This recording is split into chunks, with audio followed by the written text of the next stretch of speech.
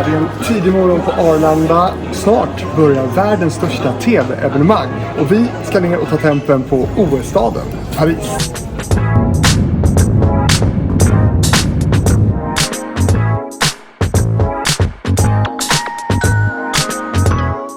Ja, Paris förbereder sig för världens största sportevenemang, de olympiska spelen 2024.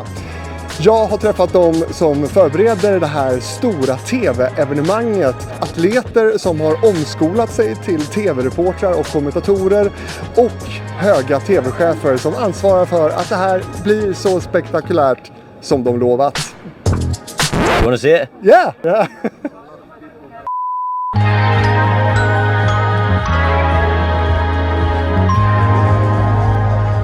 Från nya sporter som breaking till sporter som får mer utrymme i årets olympiad som sportklättring och sen så alla de klassiska grenarna naturligtvis. Och det kommer att tävlas i 32 olika sporter i 329 discipliner med deltagare från över 200 länder.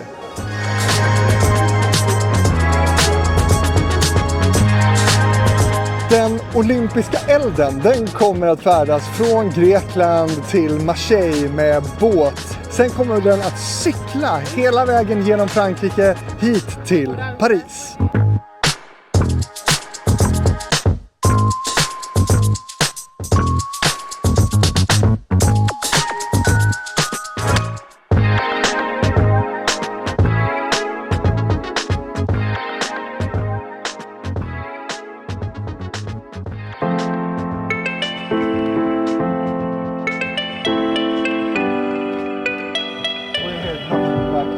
So Scott, you have promised us and the audience the most spectacular Olympics this year. How can you be so sure? Well, firstly, because it's not really us. It's 10,500 athletes that are turning up in France and mostly Paris. And this is about their journey. So it's about what these athletes have been dreaming about, what they've trained for, what they've parked their life on hold for. And we are here to tell their story. So it would be very arrogant of us to suggest this was our story to tell.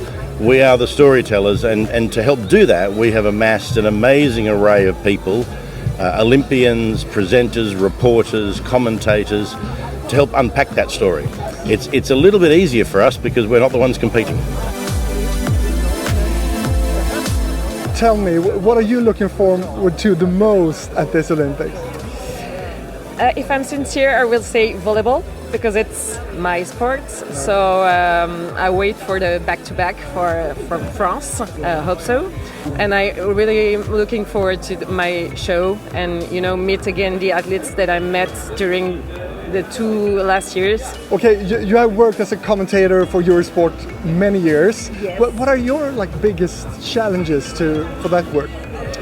My biggest challenge is just to comment as a woman, to be a commentator, as a journalist and as a woman, because it's not so common. I think it's more common for the athletes to comment as a woman, but not as a journalist. And to comment the gold medal of the men teams of volleyball in Tokyo, that was my best memory ever in my career. So that was a momentum, really. Ja, miljontals personer kommer att följa OS-sändningarna härifrån Paris. Och visste du att det är bara Paris som förutom London har arrangerat spelen hela 3 gånger? Här hade man OS år 1900, 1924 och i år 2024. Och visste du att det var här i Paris som OS fick sin första kvinnliga olympiska mästare under spelen 1900?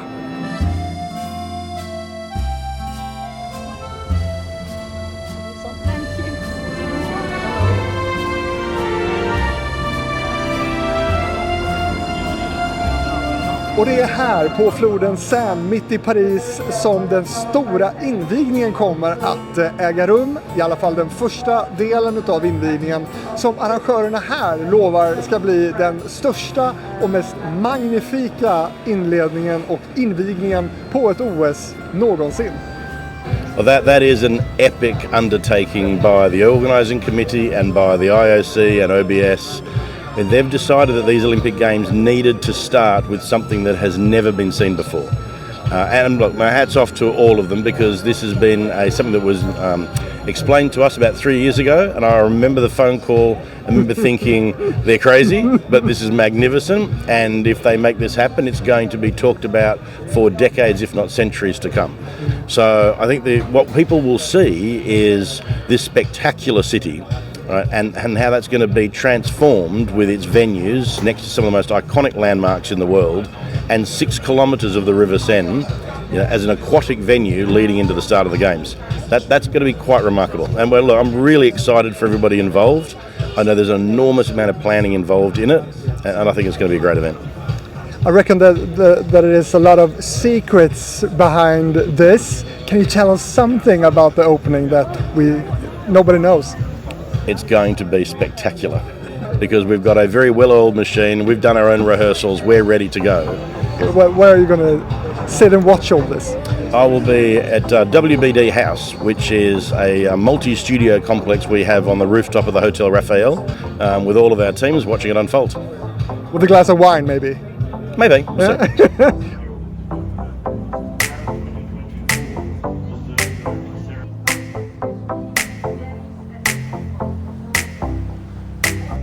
So you, Antti, you work with the Nordic broadcasting of the Olympic this year. Correct.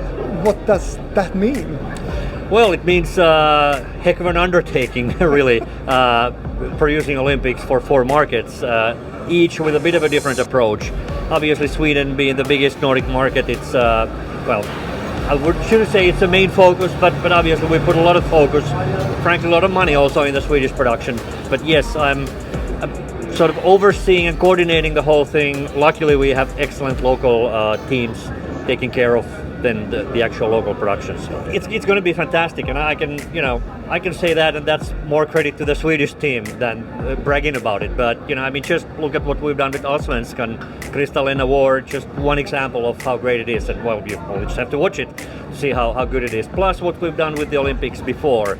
So we have a very good, solid foundation to build on, I'd say, especially in Sweden. So what are we going to see when it comes to the development of the evolution of the studio production this year? Can you tell me something about that? Well, we're going to be closer to the games, because even though I think we did fantastic in Tokyo and Beijing, obviously COVID was very much part of that.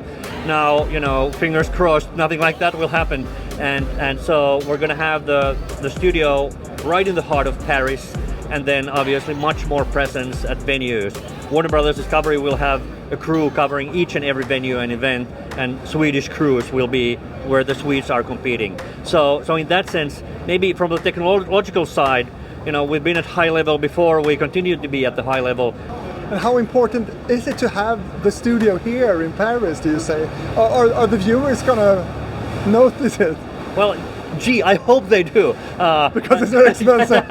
Well, yeah, it's never cheap, regardless of where you do it. But yeah, I think what we have is so-called Warner Brothers Discovery House at the heart of the city, which is a famous Hotel Raphael. We rented the whole rooftop, and we have plenty of studios there. So you have fantastic backdrop of this amazing city every time you go to the studio, and that is, like I said, we want to bring games closer to you, and I think that's kind of a nice departure from the very technologically advanced virtual sets we have had before. What are you looking forward to the most in this Olympics? Just sports. I think the excitement of like a 2-3 week period where you have the superstars, the greatest athletes in the world coming together. Look, I mean, I'm a gymnast. I remember as a young boy watching the Olympics on the television, and that's what inspired me to, I guess, pursue this as a dream. And how's your form now? What, in gymnastics? Yeah. I've still got a little bit. Yeah. I'm retired now, obviously 3 years, but I make fun content on YouTube and on Instagram, and my body doesn't like it anymore. I feel like I'm getting old. I'm nearly 30 now, and I think this year, obviously, I'm going to be working with Discovery Plus and Eurosport this is going to be the biggest spectacle visually. It's going to be a new experience for me. I'm quite nervous actually. I've obviously done punditry stuff in the past, but I'll have your role and maybe interviewing the athletes after they finish competing. What do you think of that? Are you nervous? I'm nervous. I just want to be good at it. You know, it's more for the fans back home watching. I guess I've had lots of experience being in front of camera. I guess I've experienced an Olympic Games myself, so hopefully I can bring a feel of I understand, you know, what they're going through and can really connect with that with the athletes. But I want to make them smile as well. The main thing from us and us guys at Discovery Plus is to be having fun. Do you enjoy watching yourself? Yeah, I think so. Yeah, when I do well. I mean, I've had a career making content, so I have to get used to my own voice, and I have to get used to watching myself. But I wouldn't say I enjoy it now. But you got your Olympic tattoo? I do, yeah. I maybe got it. That's the one big of me that was maybe vain. If I could go 8 years back when I got it, I'd maybe get it a little bit smaller, but I've got it massively across my back. Do you want to see it? Yeah, of course. Yeah.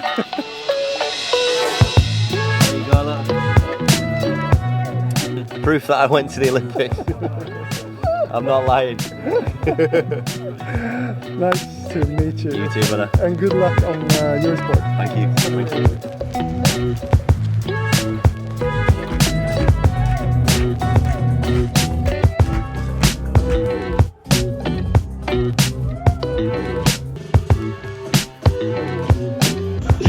Oh, it's amazing, you know, it's super exciting to have the Olympics in Paris and have new sport a part of it. I see men here like B-boy, we have breaking, we have BMX, we have skate. La Concorde is gonna be on fire.